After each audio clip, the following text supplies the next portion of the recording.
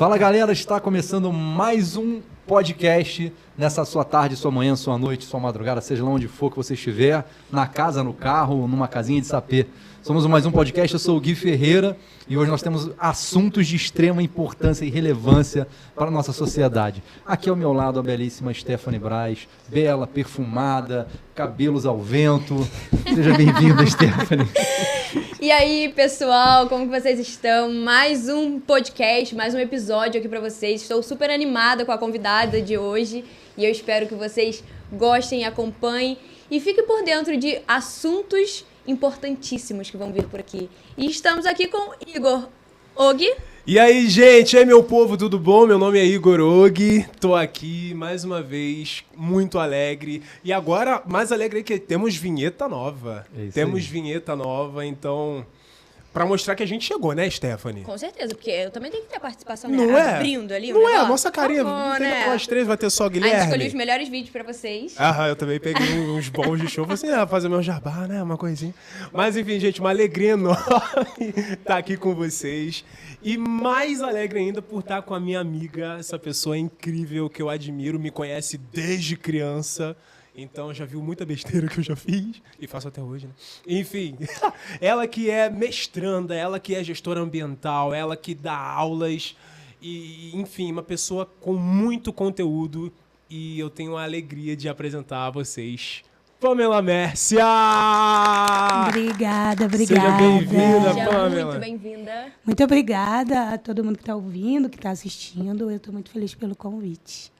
Que bom, ficamos felizes também. Eu também. Muito obrigado, amiga, por aceitar, né, estar aqui com a gente hoje. É uma alegria demais. A gente que já se conhece há tanto tempo, né? É, muito tempo. Mais de- Desde criança. Cara, desde criança. Na verdade, eu conheço você desde criança, não que sou mais velha. Então eu lembro de você pequenininho. Caraca. Meu Deus, não, sério. Você tem a idade dos meus sobrinhos. Eu tenho 28, né, amiga? O Olha meu ele sobrinho mais revelando. velho tem 31. Tá. Eu sou tia-avó. Caraca, já? É. Meu Deus. Então já vamos começar com essa, né? Quem é a Pamela? De tantas coisas que a gente já viu aí de você, a gente vai também desmembrar isso durante aí o podcast. A gente quer saber muito quem é a Pamela. Olha, sou muitas. E aí, eu posso contar uma coisa aleatória sobre mim? Com certeza. Sinta-se à vontade. A gente tá aqui pra isso. Então, desde criança, Uhum. eu sempre usei óculos escuros em casa. Por quê? Porque eu sofri muito tempo com enxaqueca, mas hoje, os meus olhos, eu tenho miopia, ele não está aceitando mais grau, por conta do uso excessivo de tela. Isso é uma coisa que eu estou chamando atenção para muita gente. Olha. Por causa do uso excessivo de tela, o meu olho não aceita mais grau e eu tenho uma sensibilidade muito grande com claridade. Então, geralmente, quando as pessoas me veem dando aula, me veem nos espaços, eu estou usando óculos escuros. E parece que sou aquela tiazona. Eu sou uma tiazona, né? Eu sou tia-avó. E parece que sou aquela tiazona que eu tô, né? Marrenta. E aquele estilo, né? Ou super legalize e tal. Só que é só pelo fato de eu não conseguir ficar num espaço onde tem muita claridade. Tipo, essas luzes aqui já me incomodaria bastante. E o fato de eu não conseguir usar mais o grau me incomoda até para enxergar. Então, é mais fácil eu bloquear a luz para conseguir enxergar do que usar até o óculos de grau. Então, todo mundo me vê, então eu estava doida para chegar num lugar onde todo mundo pudesse me ouvir, para eu chegar, gente, eu preciso falar, porque vocês me veem com óculos escuros o tempo inteiro. Na verdade, tudo isso é mentira, gente. Ela é metida assim. Ela gosta de mostrar esse empoderamento. Também tem estilo, né, gente? Entendeu? Tem um estilo, que você tem estilo. E amarra também. Tem a marra também. Amarra. Tu é marrenta, amiga? Tu é marrenta? Uma característica, por favor. Marrenta tem que ser, né? Tem várias características, tem muitas coisas, né? Para além de ser tudo isso enquanto profissional, né? Enquanto pessoa que atua, que trabalha, que estuda, que milita, né? Preciso falar também que eu tô rouca, tô me recuperando de uma gripe, então vai ter algumas tosses, inclusive agora. Eu vou contar aqui do talher, porque isso daqui é uma coisa que eu acho interessante para além de falar de uma coisa muito séria, né? Que a gente vai falar de coisas sérias, eu sou uma pessoa séria, mas eu não consigo comer com talheres diferentes. Como assim? Talheres diferentes, tipo, se você bota uma faca com um cabinho rosa e boto um cabinho preto, o gosto da comida muda pra mim. Me incomoda O gosto da muito. comida muda. O gosto. Me incomoda. Obviamente, se eu chegar na casa de alguém, eu vou comer, eu não vou fazer desfeito. Agora que você já sabe, olha pra minha cara, que minha cara vai falar. Mas se tiver um talherzinho igual, é melhor. Se tiver igual sim, de preferência sem cabo. Aí, Todo de prata. Todo de prata. Aí é top, sabe? Aí é... De preferência aquele douradinho, que puxa pro olho, assim, com meu óculos escuro, bem marrento. Se for pra combinar, né? Né, por favor. E depois diz que não é marrento. Bem Comer aquela realeza, coxinha com a bem- mão não rola. Não, eu adoro não, aquela não coxinha consigo, com a mão. não gosto de comer nenhum alimento que tem que comer com a mão. Isso me incomoda bastante. Ah, vou te falar, eu Aí também não come não. coxinha, né? Eu gosto de comer uma coxinha. Não Cara, gosto nem pegar aqui na mão de carne que tem osso. Cara, eu não pego. Carne que tem osso, eu tô lá.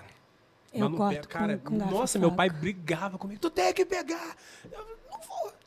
Eu pego o guardanapinho e enrolo naquele assim, ó. E vai nervoso, feliz. Tenho nervoso.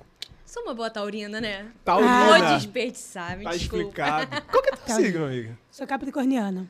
Ó, tem cara de Capricórnio. Sou capricorniana porque eu sou rabugenta, né? Eu sou rabugenta e sou muito regrada com algumas coisas. Mas a minha lua é em gêmeos, então... Ó, aí, melhorou. Então, dá umas viradas de chave, assim. A marra vem tem daí. umas personalidades, assim... eu tenho o meu lado sério, mas também, quando vira a chave, é essa Pamela que eu gosto de prender ela, deixar ela quietinha, entendeu? A Pamela que tu Marreta. conhece mais. Ah, tá. Essa Pamela da lua em gêmeos, sabe? Tu prende ela. É claro, porque depois é difícil, né?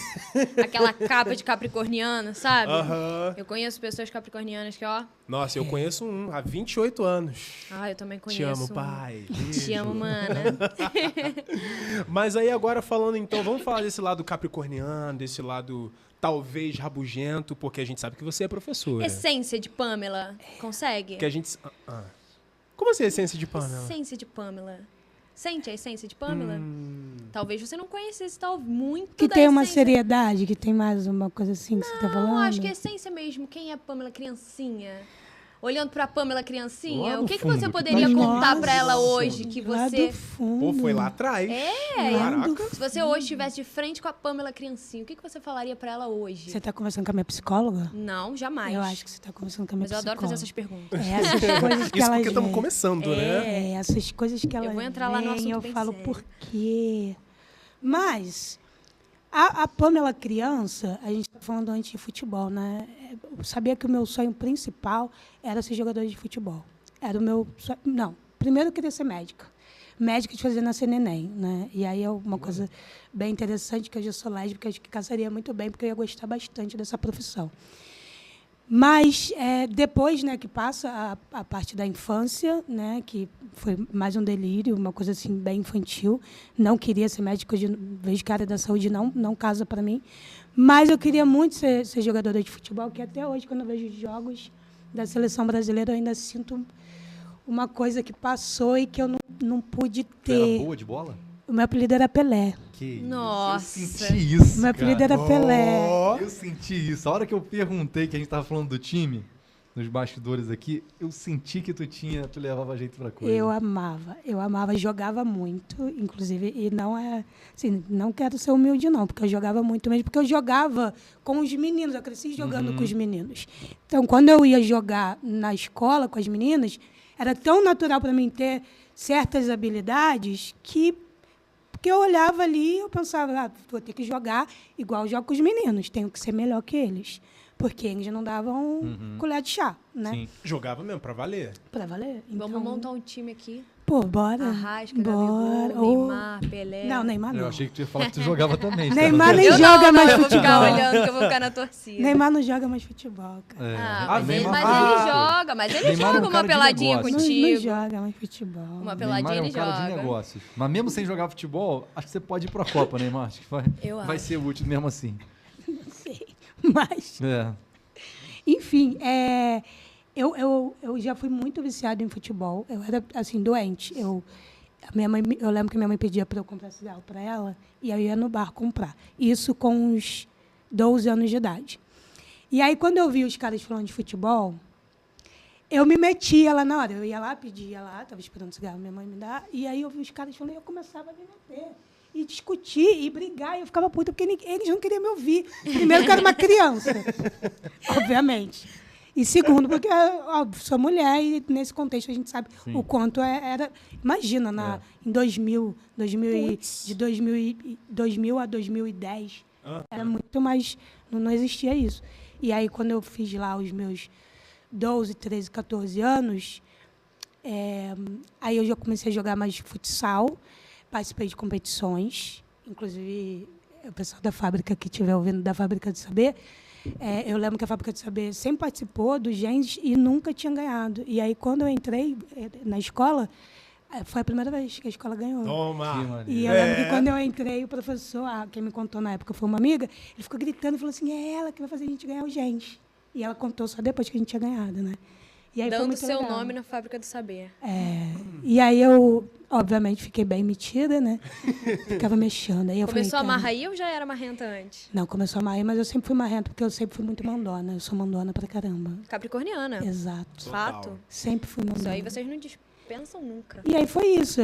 Depois que passou o tempo, quando chegou nos 16 anos, que eu fui convidada para jogar numa escolinha de futsal feminino, eu tive que começar a trabalhar. Então, ou era trabalhar, porque eu tinha que ajudar em casa, ou era isso. Mas não tinha horário, né? Então, acabou. Então, quando eu vejo até hoje jogos da seleção, eu fico assim, poxa. É o que acontece com a maioria das crianças do nosso país, né? Você vendo a seleção brasileira hoje, a gente está encerrando aí a fase da Marta, né? Marta tá encerrando a carreira dela já. Ela parece que não encerra nunca, né? Porque ela é quase eterna, mas ela tá chegando na reta final dela agora. E tem uma outra vibe, uma outra galera vindo jogar agora, né? Tentando seu espaço, ali, tentando marcar seu nome. Tem boas jogadoras, tem atletas que jogam em outros países aí bem já estabelecidos, mas se eu vendo essa galera jogar hoje, você sente que fala assim, cara, eu tinha bola para estar ali? Eu olho e falo, eu ia ser melhor que a Marta. Que isso? Sério. Tu é muito marcante. Mas é porque naquela época, não hoje. Se você me colocar, mas hoje naquela época eu pensava isso. E aí eu falava, cara, com certeza eu ia ser melhor que a Marta, eu ia jogar com a Marta. Eu ficava pensando nisso. Inclusive, sonhei várias vezes que a Marta ia lá em casa e a gente brincava de embaixadinha. Claro, a Marta tá aí há muito tempo, né, no futebol. Então, era uma paixão muito grande. Eu era muito louca em futebol. Inclusive, eu já fui parar no hospital por causa de Flamengo. Por causa de futebol. Hoje, eu tive que parar. Hoje, eu não tenho mais essa neura. Eu dei um espaço nisso da minha relação com o futebol, porque é isso. Se você liga um jogo de futebol aqui agora, eu vou ver, eu não sei nem que time está jogando, eu vou escolher um e vou começar a torcer igual uma louca. E eu vou começar a xingar. Um jogo aleatório, porque me envolve de tal forma que eu não consigo fazer outras coisas. Sim. Então, eu tive que dar um start. Nesse jogo do Flamengo, que minha mãe e minhas irmãs queriam me proibir de assistir, foi um campeonato carioca, Fla-Flu. Foi que ano? Foi lá meados de 2010, não sei se foi 2010. E que foi até aquele jogo que o Léo Pereira teve que ir pro gol do Fluminense e que ele virou super chacota. Nessa época eu não era fã de futebol. Ele foi o Léo Pereira, que era jogador do Fluminense, o goleiro do Fluminense tinha sido expulso, e ele virou até figurinha, porque ele teve que ir pro gol, enfim. E aí o primeiro jogo do Fla-Flu foi para os pênaltis, e o Flamengo perdeu pro Fluminense. E aí foi para os pênaltis, fiquei nervosa, beleza. Na segunda-feira, estou eu lá. Tô com dor no peito. Foi só depois que foi lá. Aí fui eu para o pronto-socorro. Aí o médico falou, você passou por alguma emoção, algum susto, não sei o que lá? E aí eu, não, óbvio que não sei o que lá. Daqui a pouco, só o jogo de ontem. Pode ter sido isso. Mas foi ontem. Não pode ter sido isso. Aí eu falei assim, não vou contar lá em casa. Não vou contar. Aí contei. Aí tinha o segundo jogo no outro final de semana. E aí foi todo mundo ver na rua, inclusive. Minha mãe, tu não vai, né? Não pode. Mas eu fui, deu tudo certo. O Flamengo ganhou e foi campeão. E tu não teve nenhum piripaque do coração. Né? Não. O piripaque foi porque perdeu. O primeiro. O primeiro. O Flamengo, ele costuma fazer isso ele com dá os esse torcedores. torcedor, né? Mas Trabalha a emoção. ele trabalha o coração. Porque minha família tem histórico. Minha família paterna sentiu dor no peito e morreu. Por pai de pai. Tem isso. E aí, por isso que ficou isso, né? De ficar ligado e ficar preocupação. Mas fora isso, eu quebrava algumas coisas enquanto assistia jogos, Ô, jogava Pamela, coisa na TV. E hoje você, assim, com futebol, então você tá tranquilo, assim, você já não fica tão envolvido, assim, tão... Numa Libertadores, no Mundial, sim, mas eu Só, dei tipo um Copa do tempo. Mundo, vem aí Copa do Mundo esse ano.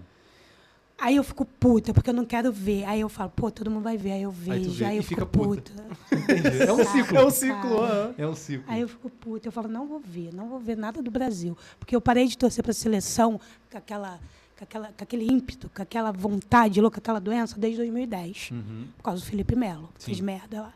Que a gente perdeu para a Holanda, né? E eu tava no escritório assistindo. Porra, No o celular. que aconteceu no escritório do trabalho? Dei piti no escritório do trabalho. Pegou legal? Não, né? Claro que não. Óbvio que não, Obviamente era pra ver não. um jogo igual pessoas normais. E aí eu falei assim, tá, eu não vou, porque eu fico muito puta Aham. mesmo. Falei assim, tá, Eu ficava assim também.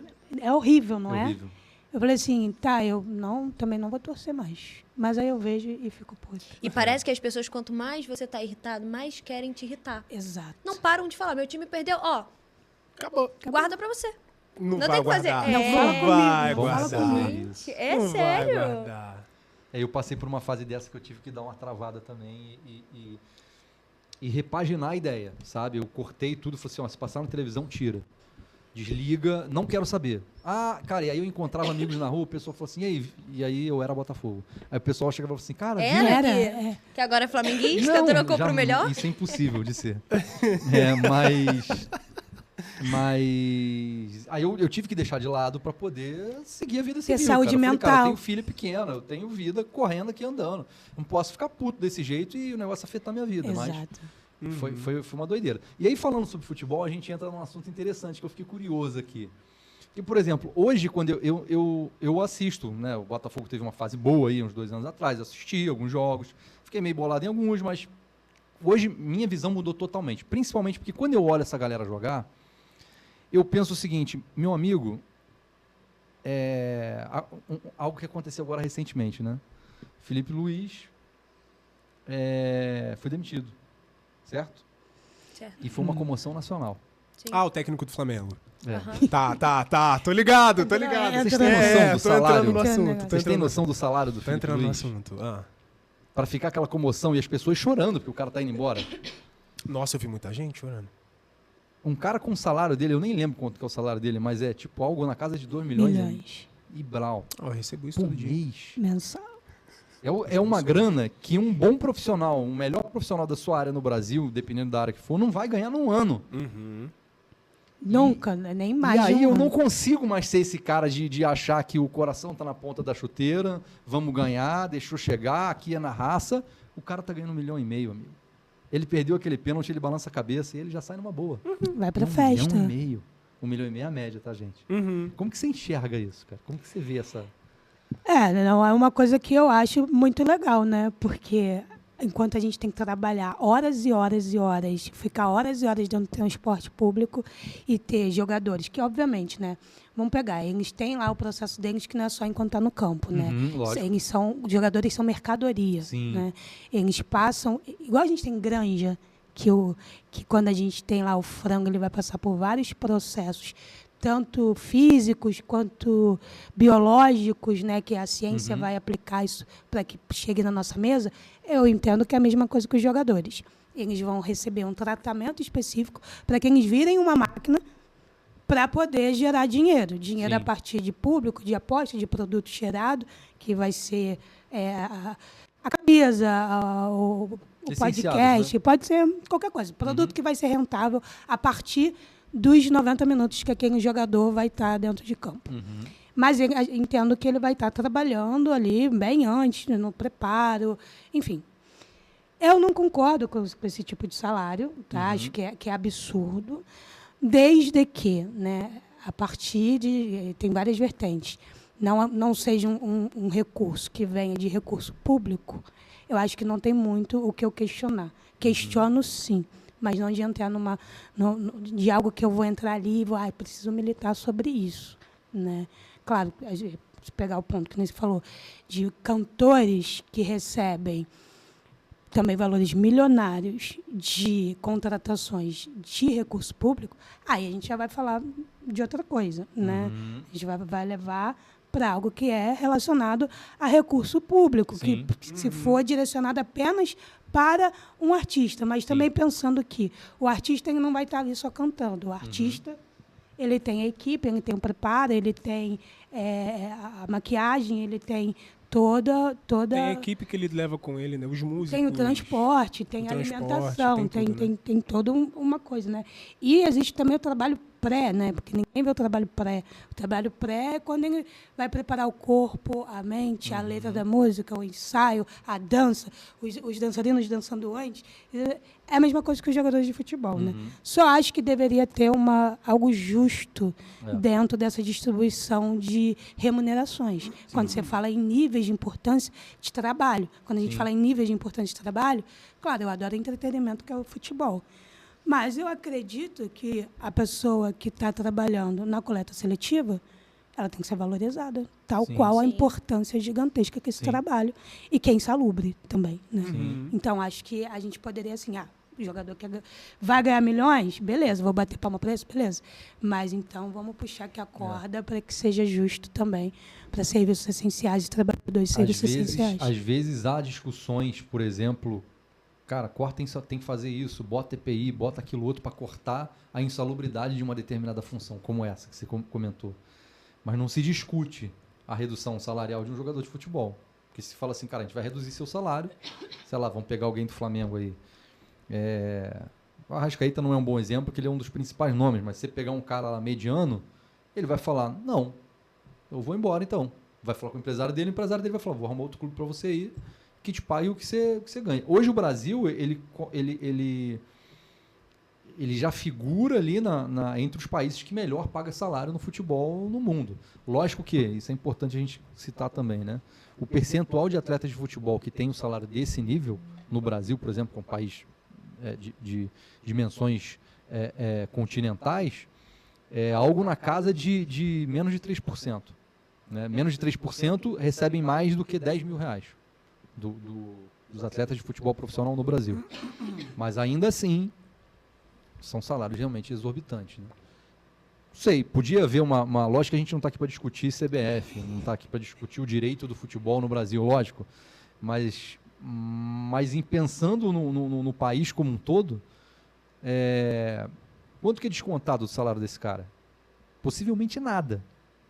Mas do cara que trabalha no clube, que deve ser lá o roupeiro do clube, vamos colocar assim? O cargo operacional. Amigo, desse cara desconta tudo.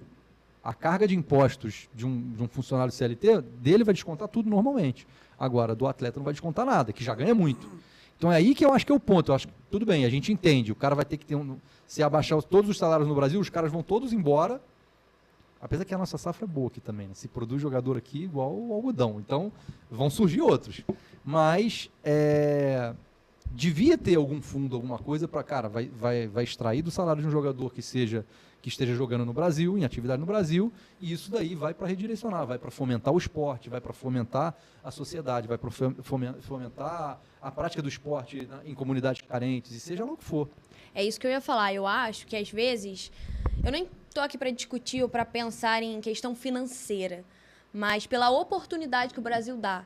Eu sei que tem muitos jogadores que vieram de lugares pequenos, com poucas oportunidades, mas existem ainda muitas crianças que não têm oportunidade, do mínimo. Sim. Né? Então, essa desigualdade, para mim, dói aqui no Brasil. Eu acho que isso que me impacta. O salário, ok, porque às vezes, olha o caminhar dele, olha o que ele é tratado. Ele é tratado ali dentro como uma mercadoria. Será que você aceitaria ser tratado como um produto? Talvez eu não me colocaria nessa posição. Né? A exposição que ele tem ali. Exatamente, grande, mas eu né? acho que a oportunidade deveria ser dada para todos. Porque não são iguais, as pessoas não vêm dos mesmos lugares, né? De repente o lugar que a pessoa vem é um lugar menos favorecido ou desfavorecido mesmo, né? Que existe uma diferença entre menos favorecido e desfavorecido, né? Então, quando a gente começa a ver desses pontos, né? Tipo, de onde a pessoa veio? Será que essa oportunidade que lhe foi dada? Ou será que essa pessoa vai receber uma oportunidade de sei lá, não só no futebol, né? Em qualquer Sim. outra área de emprego que for, né? Eu acho que tem muito Acabei disso de falar de também. uma oportunidade que eu queria tanto ter e tive Você é que... um super exemplo. Eu acho que isso parte muito da mudança de mentalidade, né? Uhum. Essa mudança de mentalidade é uma construção social e que deveria, sim... Tá, os jogadores ganham valores absurdos. Será que não deveria diminuir ou direcionar a parte? Parte de uma mudança de mentalidade para aquilo que a gente está colocando como subvalorizado e sobre o que não é valorizado. E isso é uma construção social. A construção social de que determinados serviços têm um valor muito maior que determinados Sim. que outros serviços. E aí entra muito o trabalho que eu desenvolvo e que venho fazendo já há algum tempo, inclusive depois da show de 2022, que é justamente isso. Quando a gente entra para dialogar com as pessoas que estão em situação de vulnerabilidade, como que a gente dialoga, entra num território para conseguir conversar, trocar, conhecer, escutar, para mudar a mentalidade. Como que vai pensar? Porque a partir do momento que você se enxerga na sociedade como um ser que seu trabalho não vale muito, que sua voz não é escutada, e que você não é visto, e que você pode exaltar outro, como que isso vai... Não tem como, não vai mudar mesmo. Vai ser mesmo a indústria de que existem pessoas que vão ganhar mais, eu vou querer ser aquela pessoa, mas não vou ver que o que eu posso fazer aqui pode virar algo também rentável, também grande, sabe? Sim. É sempre te colocar numa projeção sempre muito longe, sempre de muito sonhar, para ser alcançar. cada vez mais difícil de alcançar. E isso é uma construção social. Isso daí não é que eu estou pensando, que eu quero. É assim que se forma a sociedade. Eu ia até entrar nesse assunto. Você falou do seu projeto, né? Eu até gostaria que você falasse mais sobre esse projeto Todos Juntos, Ninguém Sozinho, né? Que você é diretora, você é fundadora desse projeto, né? Você pode contar pra gente um pouquinho mais? Vocês conhecem? Não. Não? Quer dizer, ficamos A conhecendo gente agora. exatamente. De Petrópolis e não conhece. Ficamos conhecendo quando a gente falou, eu mandei uma publicação pra você, né? E aí ele falou de você, a gente foi pesquisar, foi É um analisar. projeto maravilhoso, gente. O Todos Juntos Ninguém Sozinho, esse nome é muito emblemático porque ele é da pandemia, né? Ele começa na pandemia. Como que ele começa? É a primeira coisa que eu falo, gente, eu nunca quis ter uma organização, nunca quis criar uma organização. Só doido que é isso. Foi na pandemia, a gente estava lá no confinamento, né? E, obviamente, escancarou, desceu-se o véu de se ver as desigualdades cada vez mais latentes. Total, amiga. E isso fez com que pessoas, principalmente mulheres, passassem a sofrer mais violência doméstica e mais precarização no acesso aos alimentos. Por que violência doméstica? Porque se você está em confinamento, o seu companheiro passa a ficar em casa. Então, os níveis de violência aumentaram. E aí, entre várias questões, que aí eu posso chegar na questão da chuva, porque isso também acontece. E por que a população de Petrópolis é adoecida, né? E aí, chegou até a mim que duas famílias estavam precisando de ajuda, né? E aí eu falei, vou jogar no meu Instagram e vou pedir, né? Eu já venho de um contexto, inclusive eu conheço o Igor desde criança, que é da igreja, né? Eu já venho de um contexto que já arrecadava alimentos, prendas e tudo mais. E eu já estava atuando na área ambiental. Então, eu já sabia, já era educadora ambiental também, e rodava muito em conselhos e tudo mais. Então, eu já sabia uma estratégia de como você pede algo e mostra confiança também, porque todo mundo estava precisando na pandemia. Pra você também não expor a pessoa que tá precisando, Exatamente. né? Mas você mostrar, comprovar que aquilo ali que você tá pedindo vai realmente chegar vai na chegar pra pessoa. alguém. Sim. Porque todo mundo estava Sem precisando expor, né? também. E aí eu fui no meu Instagram e falei que estava arrecadando esses alimentos para montar 2 cestas básicas. Montei as 2 cestas básicas, levei isso depois do almoço. Inclusive, começa muito lá, com a minha mãe apoiando, as minhas irmãs apoiando, a minha prima apoiando. Foi muito num contexto familiar. Larissa também, que é vizinha de infância, amiga, uma irmã. E aí, eu levo essas doações, mais 2 horas da tarde, vamos botar? Quando dá 6 horas da tarde, o meu celular começa a chegar várias mensagens de fotos de mulheres, mensagem de mulheres mostrando seus armários vazios e perguntando se eu podia ajudar também. Eu sou louca, né? Inclusive, a minha psicóloga falou que eu tenho que parar de falar isso. louca que sou, eu vou mudar a sua frase. Eu sou louca que sou. Ela falou pra eu parar de falar, vou mudar aqui. Louca que sou, eu respondi assim, não, fica tranquila, vamos dar um jeito. Só que na pandemia eu também estava passando por aperto. Eu estava morando sozinha, tinha parado de trabalhar também. Então eu tinha que pensar em mim. Só que eu comecei, eu falo isso até no TED, eu comecei a receber aquelas mensagens e aí eu começava a responder assim, não, vamos dar um jeito, vamos dar um jeito. E o que você sentiu quando começou a receber essas mensagens? Então, aquilo começou a mexer comigo de várias formas, porque aquelas mensagens me traziam uma identificação muito grande, porque eram a maioria de mulheres, mães solo e mulheres pretas. Eu venho de uma família de uma mãe solo com 8 filhos e que a gente nunca passou fome, mas a gente teve algumas limitações.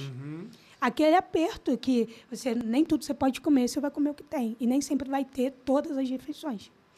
Então, aquelas mensagens me trouxeram uma identificação. Então, assim, se eu conseguir 2, eu consigo mais. E alguma coisa eu vou fazer. E aí, nisso, eu fui jogando no meu Instagram, e aí eu fui falando, né, que tem mais tantas famílias. E nisso foi aparecendo umas doações. A Larissa, na época, tinha uma hamburgueria em Itaipava, no Labrasa, então tinha pessoas que tinham que trabalhar, então ela liberou o primeiro ponto de coleta. E foi rolando, né? As pessoas foram entregando e foram aparecendo pessoas também querendo doar seu tempo, Força Braçal. E aí a gente levou essa chamada, né, como uma ação social até 2021, chamada Todos Juntos, Ninguém Sozinho. Até 2020. Depois eu entendi que precisava virar um projeto, né? Vamos consolidar. Porque a gente começou a sair de 15 em 15 dias, a gente já está fazendo entregas. Nunca, em nenhum momento, foi a gente que fez um movimento para procurar quem está precisando de ajuda. Nunca. Foram sempre respostas. Até hoje, o Instituto trabalha em respostas. Hoje eu tenho a liberdade de conseguir escrever projetos, mas é sempre em respostas, que alguém solicita para a gente. Até 2021 fomos nessa pegada. E aí a gente começa a colocar assistência social, a gente começa a ser muito orientado por uma assistência social, Amanda, da prefeitura. Começamos a oferecer atendimento jurídico gratuito, que eu puxei minha irmã, falei, minha irmã é advogada, falei, venha. E, inclusive, ela conseguiu fazer alguns divórcios, conseguir pensão para algumas famílias. Legal. Teve um caso de uma menina que tinha 2 filhos autistas. Então, ela procurou a gente para conseguir doação de cesta básica. Depois, minha irmã conseguiu o retroativo do benefício que ela tinha que receber. Então, ela não precisou mais da nossa ajuda. Então, todo o trabalho naquela época de assistência livre era tudo para que não precisassem mais de mim. Porque quanto mais pessoas a gente ajudava, mais pessoas apareciam e as pessoas de lá de trás porque é indicação, apareciam também. Assim, era uma coisa de louco. Era perturbador. E a fome, ela é permanente, né? Então, uma cesta básica vai durar por um tempo. Exato. E depois? Vai ter que voltar. Exato. Né? E eu nunca expus as famílias. Todas as fotos, a gente postava as fotos e eu tapava o rosto. Porque isso é uma coisa muito importante, né? Eu não julgo quem posta, mas eu gosto muito de você comprovar o que você está fazendo, mas sem expor aquela família. Porque, às vezes, é só um momento da família. Às vezes, é um momento que a pessoa está passando uma dificuldade. E você vai usar aquela dificuldade para você crescer. Exato. Pois é. Muita gente, né, faz isso. Eu sou uma pessoa que eu julgo. concordo. Eu julgo porque eu já fui uma pessoa de família que recebeu ajuda. Então, eu sei o quanto que isso é constrangedor.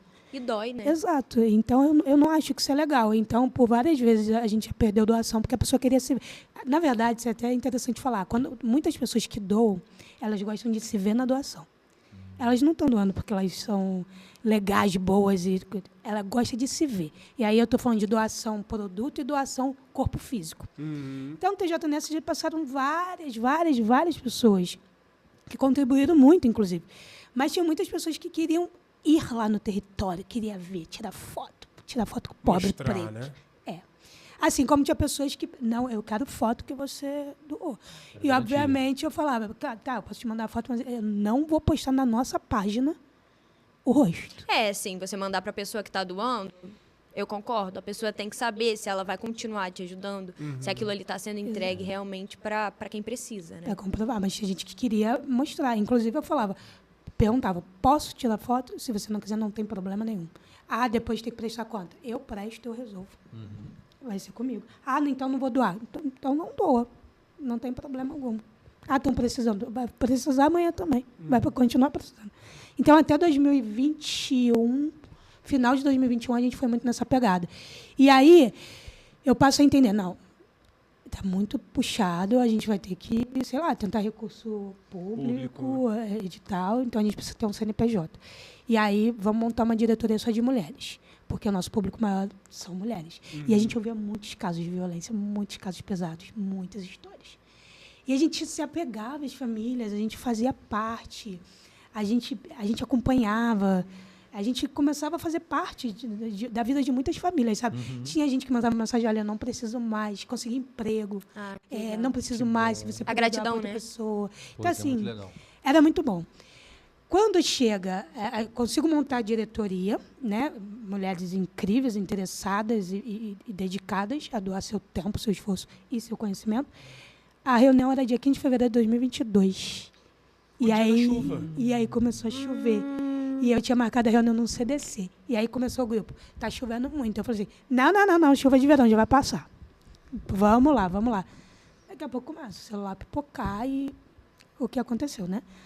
As mortes, as pessoas pedindo ajuda, as pessoas pedindo socorro, os vídeos dos corpos.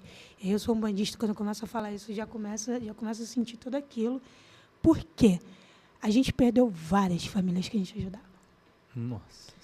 Então, bate num lugar de, primeiro, muito triste, muito horrível, mas bate também num lugar de revolta. Então, no dia seguinte da chuva, a gente já estava com uma equipe do TJNS visitando os pontos, entendendo as demandas, mas sempre se preocupando de nunca usar uma tragédia para se autopromover. Eu lembro que nessa época eu te acompanhava, eu via o seu trabalho, eu via a forma como você se comprometia, né, o cuidado que você e a sua equipe tinham quando vocês iam nos lugares, né, prestar alguma ajuda, enfim.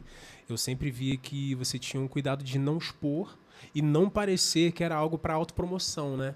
Porque muitas pessoas podem chegar e falar assim, olha, ó, ela tá usando isso para se promover, pô, já tem esse projeto aí há 2 anos, tá se promovendo. Não, você sempre teve esse cuidado. acontece Até muito, porque o né? projeto que foi promovido sozinho, né? Você foi estruturando ele, você foi a base dele, né? Exato. Mas o Foi crescendo igual massa de bolo. Exatamente. Se não fosse você, o projeto não estaria aqui hoje. E eu Mas o desesperada. projeto ele já existia e você foi estruturando ele Exato. para...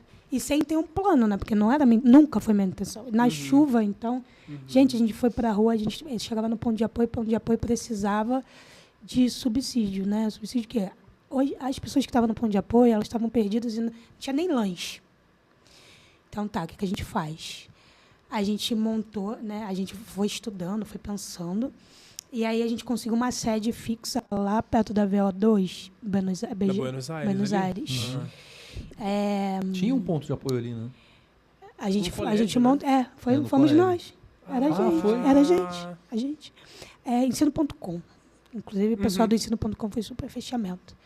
E eu falei assim, cara, vamos montar uma equipe e vamos estruturar isso. Mas era assim, primeiro, teve muito conflito, porque a gente estava lidando com emoções, a gente estava lidando com o cenário de guerra. Eu tive que internalizar tudo para estar ali organizando algo que eu não estava sendo paga, algo que eu não pedi, algo que eu não escolhi, e não pensando nas pessoas que a gente também tinha perdido. Eu também estava triste, Sim. mas eu era a pessoa de frente. Então, a gente foi papo assim, de organizar 50 voluntários. A gente ficou, acho que uns 15 dias ali. A gente teve equipe para triagem de doações, equipe para ir nos pontos de apoio e ver se realmente estava precisando, para que a gente não chegasse abarrotando os pontos de apoio. O pessoal que estava só conversando com quem já conhecia a gente e estava pedindo ajuda, que não era para ponto de apoio, e a equipe que estava estruturando as coisas. Sou capricorniana. Então, a equipe que estava estruturando as coisas. Então, teve-se uma gestão para pensar como ia organizar aquilo. Só que era Globo, era canal de TV, era sei lá quem de não sei onde, de outro país, ligando, me procurando, enquanto às vezes estava num ponto de apoio. Não, fala comigo, o que está acontecendo? Pelo amor de Deus, eu não estou conseguindo pensar. E você tinha um tempo, né? Você corria contra o relógio, porque as E pessoas o tempo correndo. estavam ali. E o tempo correndo, e aquela coisa, né? A doação chegando assim, adoidado, onde vai botar, não sei o que lá, Que bom. e tudo correndo, e tudo muito louco. Tá, a coisa começa a se acalmar, se estruturar, né? Acalmar em termos, né? Porque se tem uma coisa que eu posso afirmar para vocês, a tragédia não é enquanto a mídia está. A tragédia é pós-mídia. A gente fica muito preocupado enquanto a mídia está lá, porque a nossa emoção fica mais aflorada. Claro. Mas depois que ela vai embora, que a gente vê o retrato da tragédia. E aí tá, as coisas foram, a gente foi criando um alinhamento, aí depois chegou perto de entregar o ensino.com, que foi só para aquele momento. Beleza, vamos ver o que a gente faz com essas doações que está aqui, vamos ver como que a gente organiza agora, né? Isso tudo eu numa pilha. Eu lembro que teve um dia que eu fui comprar algum produto em Itaipava, e eu estava, na época, com uma companheira minha, e eu, no estacionamento, eu desabei, chorei até não poder mais, porque acho que era tudo que eu estava segurando, que eu não estava conseguindo. Mas eu chorava, assim, eu devo ter chorado por uns 20 minutos. Mas você precisava. Tanto que eu chorei, porque eu estava tendo que ser forte o tempo todo, e teve conflitos na equipe, porque você tem que mandar. Sim. Porque é seu nome. E aí tinha gente, não, que eu vou pedir pix no meu nome, que eu vou fazer o que eu quiser, que eu vou na casa de fulano, limpar a casa da fulana. Não está no nosso aqui, limpar a casa da fulana. Porque está precisando. Claro que está precisando, mas a gente tem que ter uma organização. Dentro dessa organização, é assim. Está precisando limpar? Ok. Esse não está aqui no nosso plano. Porque se você for parar para pensar em ajudar todo ente querido ou conhecido de cada um da equipe, a equipe vai... Não vai seguir um cronograma. Você não vai fazer um trabalho, como. você vai virar uma bagunça, então não dá. Então, E não vai fazer nada. Teve gente que saiu, teve gente que ficou, enfim, foi uma correria. E aí, quando tudo começa a abrandar, e aí começa a virada de chave, que chega aqui onde eu chego para vocês. 20 de março de 2022... Foi a segunda chuva. Segunda chuva. E aí a casa da minha mãe é atingida. Perde casa minha mãe, minha avó, minha irmã. E aí eu também fico sem casa, porque dentro desse processo também eu não tinha onde para ir para casa da minha mãe, porque eu tinha me separado. Não tinha como ir para casa da minha mãe, não tinha como ir para casa da minha avó, porque minha avó estava tentando abrigar minha mãe numa casa que minha avó também não podia ficar, que tinha que sair. Então, todo mundo atingido. E aí, como eu sou da área ambiental, eu falei assim, cara, agora o bicho pegou. Minha mãe perdeu casa, eu não tenho mais aqui também não tem mais nada a perder, não vou mais ter papa na língua. Isso daqui é o quê?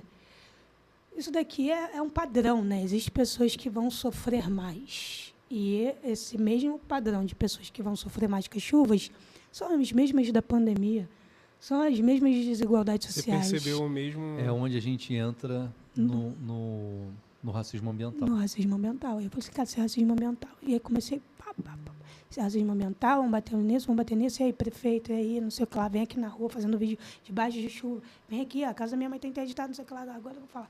E comecei a trazer o tema do racismo ambiental aqui para Petrópolis. Ninguém queria falar sobre isso. Tá? Claro. Fala que queria falar mentira. Falo mesmo, ninguém queria falar. É uma cidade que está se recuperando, por que você vai trazer mais um problema para cá?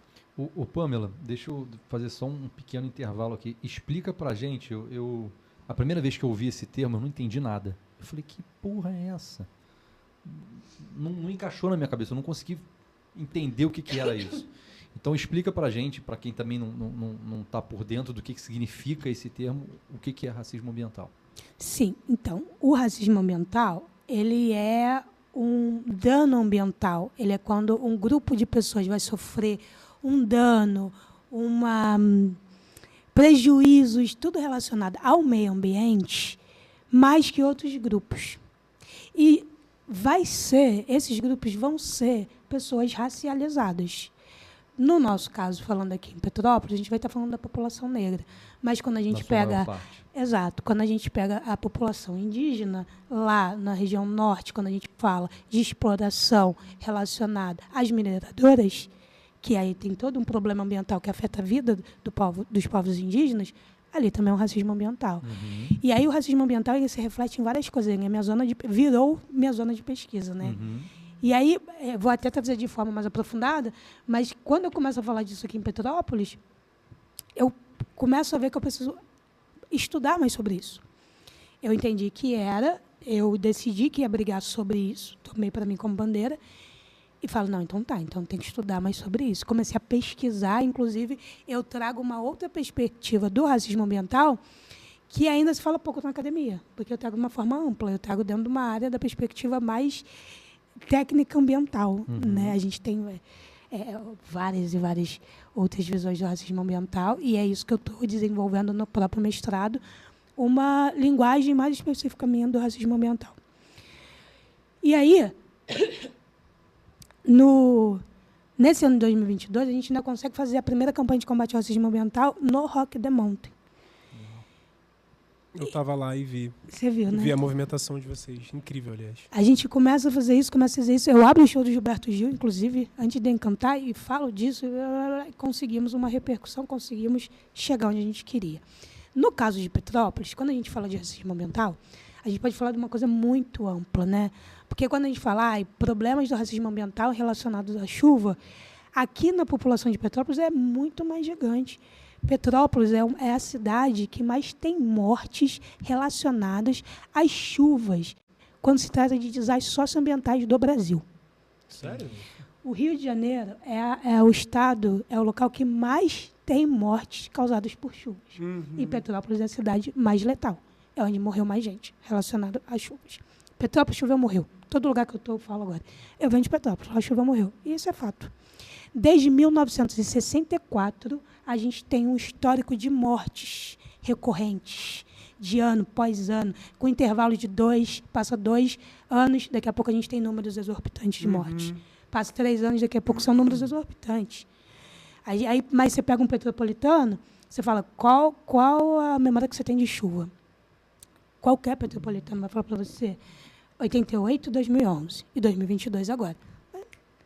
Tem muito mais chuvas com números de mortes grandes, que passam números de 100 a números de 70. E por que ninguém fala disso?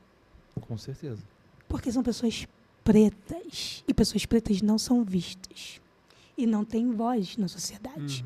E isso é o reflexo que Petrópolis traz. E a partir desse momento que você pega grupos de famílias que perdem um ente querido, você tem uma sociedade que adoece. Essa sociedade ela vai adoecer. Então, é o que eu trago muito na aula. Amanhã eu vou dar aula disso, inclusive em 3 dias. Você pega uma família que vai começar, inclusive após a chuva de 2022, a gente teve um reflexo aí em várias coisas, inclusive impacto na saúde mental. Não sou da área da saúde ambiental, mas o TJNS traz esse trabalho também para falar da saúde mental. A gente vê um reflexo altíssimo, e isso não sou eu que estou tirando da minha cabeça, são famílias que a gente foi conversando depois. Aumento da violência doméstica, evasão escolar. Obviamente, se você tem evasão escolar, você tem um número muito pequeno de pessoas pretas que não vão ascender. Por quê? Quando a gente tem chuva, onde é ponto de apoio? Nas escolas públicas. E aí, se você pegar uma chuva, uma tragédia igual a 2022, que ficou um tempão, uma escola no nível, que é o Santo Antônio, que é de ensino médio, meu filho, quem está na escola particular, está lá, está tendo a aula. Está tendo aula Por normal. isso que eu te falei sobre as oportunidades. Exato. Você pega um Enem, já foi. Quem vai estar dentro da escola das melhores faculdades federais? Não vai ser pessoas que parecem comigo. Não. São aqueles que vieram das escolas particulares. E tiveram Numa condições outra melhores de ensino. estudo, oportunidades melhores de E estudo. não só a questão de estudar, porque aí você pega uma família de Petrópolis que está passando por várias tragédias. Porque quem vive em local de risco, porque Petrópolis tem os seus locais de risco mapeados. Eu trago isso na minha defesa do TCC da especialização. A prefeitura, em 2022, no momento de denúncia, em 2022, a tragédia de 2022, por que ela já era anunciada? Existe o Plano Municipal de Redução de Risco, que foi criado em 2017, já mapeava essas áreas, inclusive o Morro da Oficina como risco alto e muito alto. Em 5 anos não dava para fazer uma obra de contenção que depois da tragédia de 2022 foi feita? Depois de 2022 foi feito. Você entra no portal de transparência agora da prefeitura, você bota lá, tem obra de reparação, que é muro de contenção, gabião, sei lá o quê, que poderia ter se pensado em várias outras medidas para que as pessoas não passassem por isso. Né? De prevenção. Então, obviamente que você vê que corpos negros são descartáveis, porque não tem voz na sociedade. Então, o racismo ambiental não é só quando a chuva cai e mata. Racismo ambiental é na negligência do poder público. Porque o centro, se passar por isso, está ajeitado rapidamente. E você acha que Petrópolis vem com essa característica por uma questão de cultura e da história que nós tivemos aqui na cidade? Ou você acha que a população adoeceu com o tempo, com a tecnologia, com o avanço? E se essa população um dia vai ter cura, essa doença? Como que você vê isso hoje? Então, a formação de Petrópolis ela já empurra a população negra para para hoje locais considerados de risco alto e muito alto, né? Quando Petrópolis ela é formado, e Renata Aquino, ela traz isso muito bem na sua tese de doutorado, que se chama Afroinscrições, que ela conta a história do povo de Petrópolis, porque a gente tem um mito aqui em Petrópolis que a cidade foi fundada por colonos alemães, e não foi. Não foi. Já existiam pessoas pretas aqui. Sim. E aí, quando começa essa formação do sonho, ela tem uma coisa que ela fala que eu adoro na tese dela, que ela chama Dom Pedro de Mimado, que é quando ela cisma de ter a Vila Imperial aqui, né, para ter aqui. Como se essa cidade fosse dele. Exato. E aí, primeiro que já existia uma lei também que proibia que pessoas recém-libertas não poderiam ter propriedades. Então, dentro do raio de 8 quilômetros da Vila Imperial. Então, obviamente, você vai ver essas pessoas indo para onde? Sendo empurradas. Sim. Onde hoje são locais de encosta. Então, esse racismo ambiental que é presente em Petrópolis, ele é histórico, ele é feito na formação da cidade. Da cidade.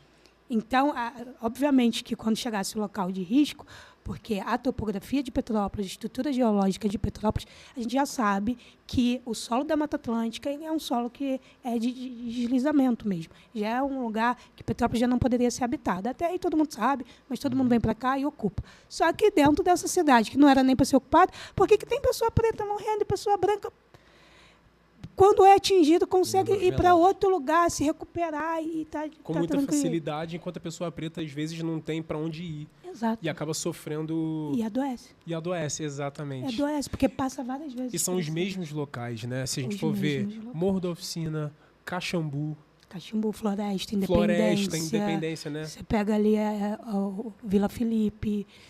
São os mesmos locais e locais já mapeados. As mesmas pessoas, né? Você vê que o perfil segue o mesmo, Exato. né?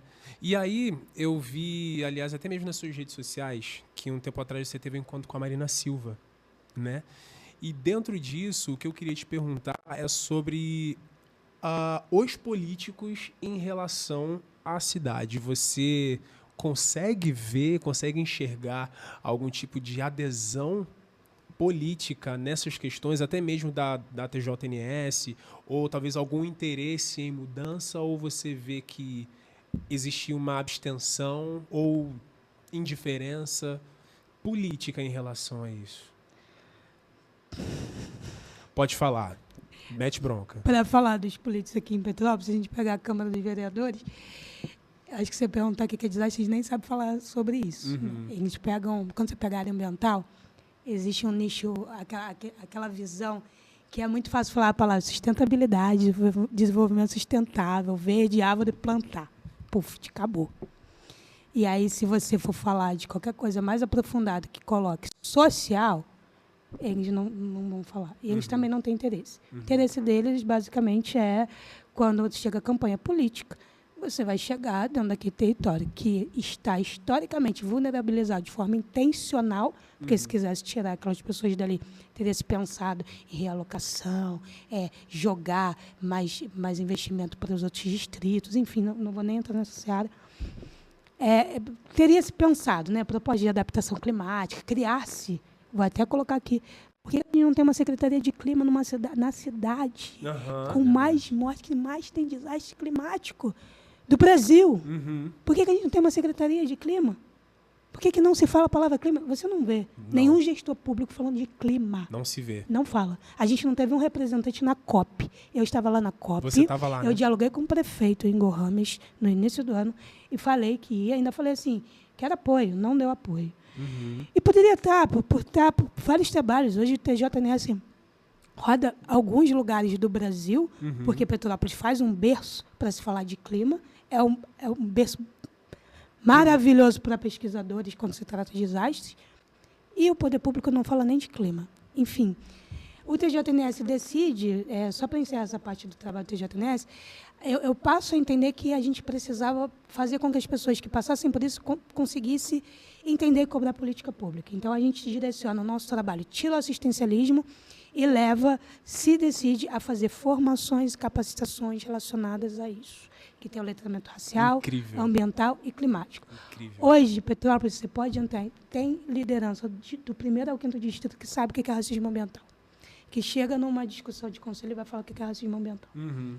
essa cidade não se falava sobre isso. Hoje tem o Dia Municipal de Enfrentamento ao Racismo Ambiental, que não tinha ainda em vários municípios do Brasil. Legal. E que a gente teve aqui. Foi o segundo do Brasil a ter isso. O primeiro foi em Belém. Qual é o dia?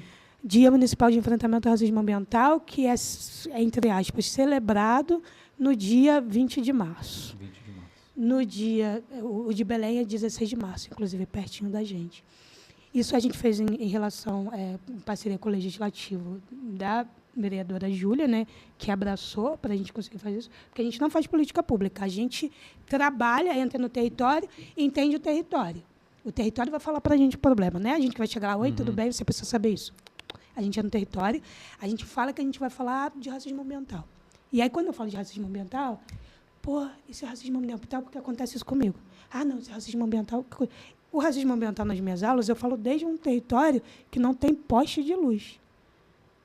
Porque isso incide no número de violência e insegurança para mulheres pretas, porque a gente está falando de território. Quem vai morar mais ali são mulheres pretas. Você leva conhecimento até elas, onde elas E aí elas falam, eu passo isso, bora, vamos anotar. Então, quais os problemas que vocês têm aqui? A gente anota, a gente organiza isso, poder público, pá, tal bairro tá isso.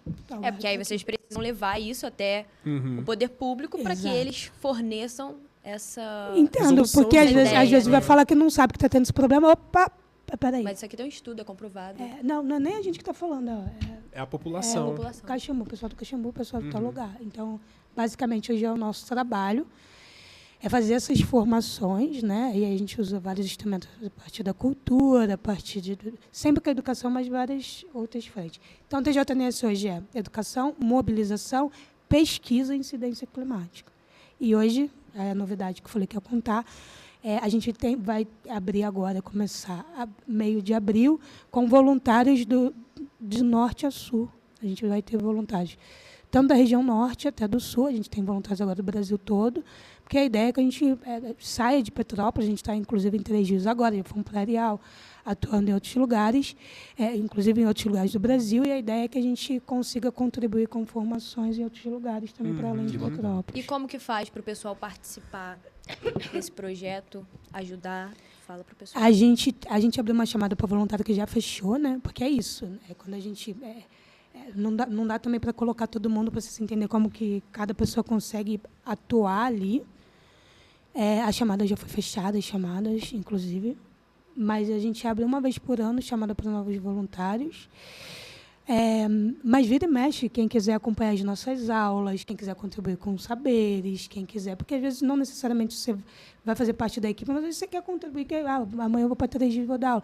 Posso ir, às vezes tem alguma coisa que eu quero contribuir. A gente tem a página no Instagram, que é @InstitutoTJNS, e tem o site www.institutotjns.org e o e-mail contato@institutotjns.org. E também, quem quiser ajudar com doações é muito bem-vindo, porque isso ajuda em tudo, né? Para todos os lugares que a gente vai. Legal. E deixa eu te perguntar, Pamela, você vê, em cima de todo esse trabalho que você já vem realizando há alguns anos, e nesse esforço da conscientização e tal, da sociedade, igual a gente estava falando ali atrás, né? De que precisa mudar a mentalidade, você já vê avanços? Sim.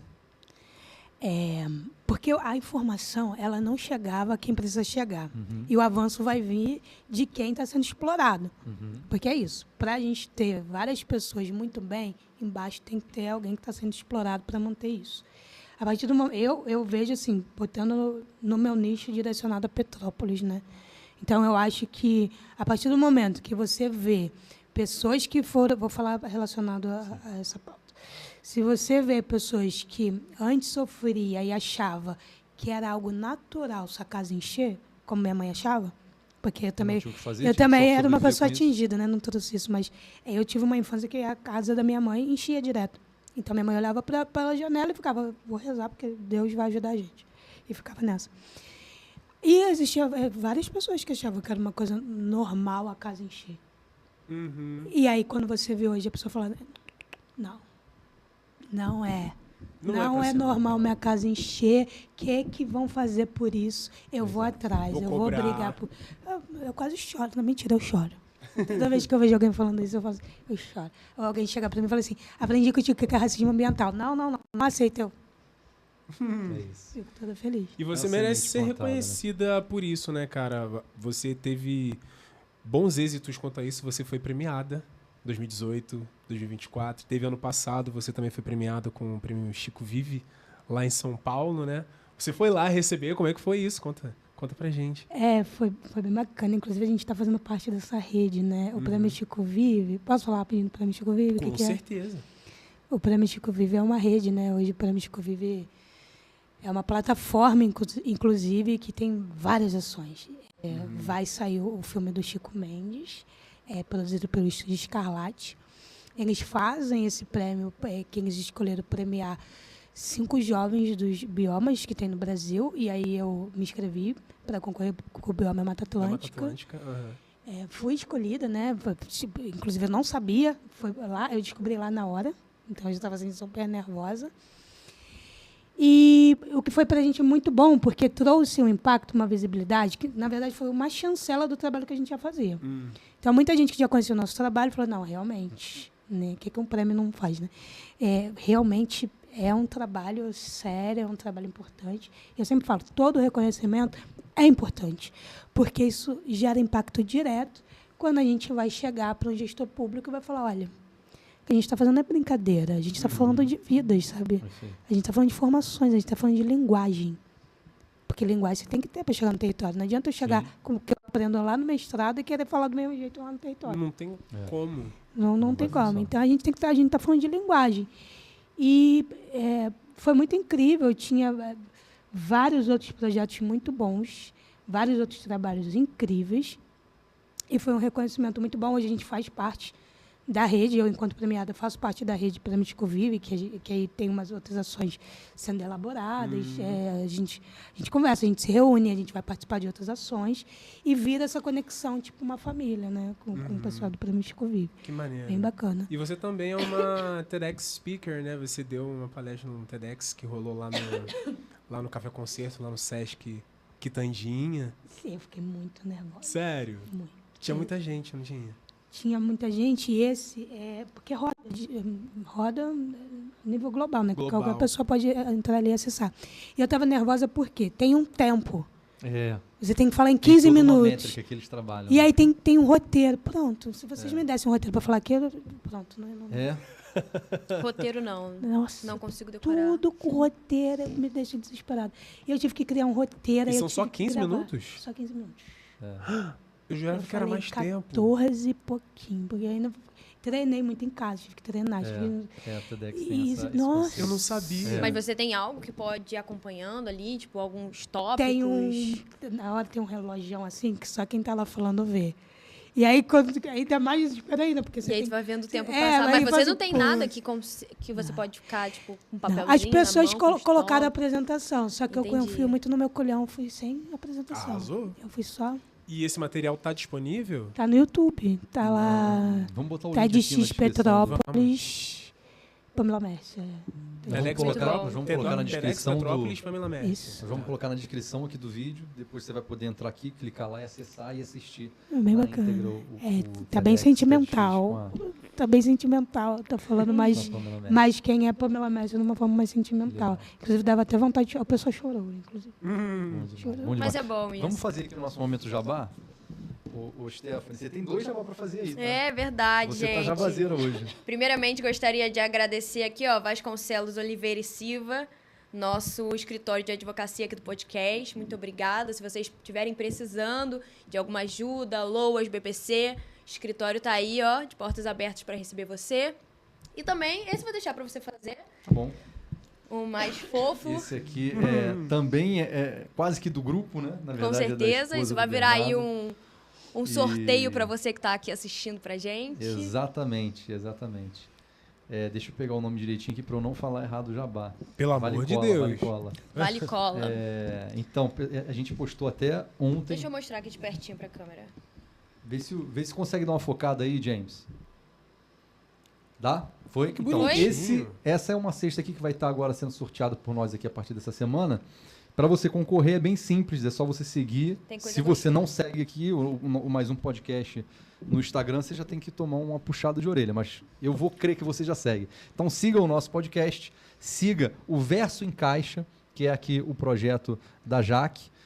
que faz esse trabalho maravilhoso, e ela tem vários modelos, vários tipos, várias opções temáticas. A Páscoa está pertinho, então você pode aproveitar alguma das opções dela para presentear na Páscoa também, ou presentear quem você gosta, quem você ama, Um quem aniversário, você quer bem. Dia dos Namorados, Dia das Mães. Opções não faltam, verso encaixa, então esse aqui vai estar lá no sorteio. E voltando aqui às regras, segue a nossa página, segue a página do Verso Encaixa no Instagram, marca 3 amigos e dá o like na postagem, por favor. Então, marcou lá, fez isso tudo, beleza, você está concorrendo. E aí, no dia, deixa eu ver o dia que a gente vai sair, na sexta-feira, antes da Páscoa, que é sexta-feira. Sexta-feira, dia 3. 3 de abril. Dia 3 de abril. 3 de abril tem o resultado do sorteio. Espero que você ganhe e você vai curtir essa sexta maravilhosa aí. Certo? James já deu ok lá. Fechadíssimo. Estamos chegando no final Estamos de chegando mais no um final, episódio. Pois. Acho que a gente tinha Foi muita coisa maravilhoso. ainda Acho pra que você falar. vai ter que voltar algumas Tava vezes. Tem que ter a bom. parte 2. Você vai ter que voltar. Eu Já vou te acho avisar que de uma tem vez parte que dois. a terceira vez que o convidado vem aqui, ele paga um boleto. Não vou pular essa parte. Não, você vai Ela ter que- repensou, tipo, Quem sabe esse ano ainda você já tá Depois pagando eu falar que eu sou boletim aqui. capricorniana, tu mete essa. Você é mestra, você tá cheio de... Eu Mas gostei muito da nossa conversa. Nossa, eu aprendi muito. Ai, que Eu bom. gosto de conversas assim, que eu aprendo muito. E acho que tem muito mais coisas ainda pra gente trazer em outros temas, Eu outras acho, abordagens. e outras curiosidades, aí eu conto. conto outras. É bom que você vai guardando pra cada vinda tua, tu vai Aham. guardar mais Eu vou curiosidades. Eu fiquei muito feliz quando eu trouxe teu nome pra pauta, que eu falei assim, cara, a Pamela tem tantas histórias que eu acho que vai ser incrível dela partilhar e ensinar muita coisa pra gente, né? Então, obrigado por aceitar mais uma vez. É uma alegria, espero que você volte, viu? Voltarei. Mais vezes. E bora encerrar? Vocês estão Com felizes? Eu sempre pergunto, Muito você tá feliz, feliz? Você tá muito feliz? feliz. Você tá Eu feliz, Manda, deixa o amiga? teu recado final pra tua câmera lá. Tem essa, Manda tem o teu essa, alô, gostei. deixa o teu arroba, enfim, pro pessoal seguir o projeto, enfim, deixa... Pessoal, mensagem. sigam a página do Instituto TJNS. Tem muita gente que trabalha lá. Eu estou aqui representando só um corpo de muita gente que se dedica, se esforça, tem interesse e que tem um impacto muito grande, o trabalho de muita gente. Eu sou a imagem, mas tem muita gente lá. Então, eu acho importante trazer essa visão. E que a gente chega aqui hoje, a gente vai fazer 6 anos, dia 2 de abril, e que teve muitas mãos também que construíram, não estão mais, mas deixaram um pouco. Então, segue o nosso trabalho, @Instituto TJNS. Acompanhe, participe das formações que são gratuitas. E se você quiser colaborar também com saberes, com engajamento, com trabalhos e ideias, e também até com recurso financeiro, é muito bem-vindo. Então, só seguir a gente e vai ser muito bem-vindo. Perfeito. Como é que é o arroba do... @Instituto TJNS. De todos juntos, ninguém sozinho. Perfeito. Muito bom. Muito bom, gente. Muito bom. Quem vai encerrar? Eu não vou encerrar hoje não, mas eu estou extremamente feliz. Agradeço a companhia de vocês nessa tarde maravilhosa e é isso. Encerra você então, Igor. Tá bom, Eu quero gente. deixar um beijo muito querido para todos vocês. Acompanhem a gente e sigam a gente nas redes sociais, tá? Mais um Underline Podcast no YouTube, no Instagram, no TikTok, no Spotify. E agora no Spotify, verdade. Finalmente novidade, eu hein? insisti tanto que agora estamos de volta ao Spotify. Então você que não, tô no ônibus, tô malhando, não sei o que, não tá dando pra assistir, mas tá dando pra ouvir a gente agora no Spotify, gente. Então é isso, até a próxima, até o próximo episódio, que eu acho que vai ser um convidado musical, se não me engano. Acho que vamos ter música na próxima. Não vou cantar sozinho. Dá uma palhinha. Eu vou ser aquela que vou lançar aquela no meio do podcast. Você pode dar uma palhinha pra gente, por favor? Essa até eu vou pedir. Eu descobri que cantor não gosta dessa brincadeira. Depende do pois cantor. No último podcast, no último episódio, o Igor falou isso aqui.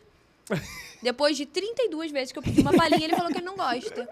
Não, tem gente que gosta, tem gente que não gosta. Eu vou ser a pessoa inconveniente que eu vou sempre Vai pedir. pedir sempre. Porque eu canto muito mal, então eu gosto de ouvir vozes bonitas. Semana que vem, então, tu vai pedir. Vai pedir, ter com gente que certeza. vai dar essa palhinha, com certeza. Gente, então até a próxima. Muito obrigado pela presença de vocês. Esse é o Gui Ferreira, essa é a Stephanie Braz, eu sou o Igor Og e nós somos o Mais Um Podcast. Beijo! Beijo!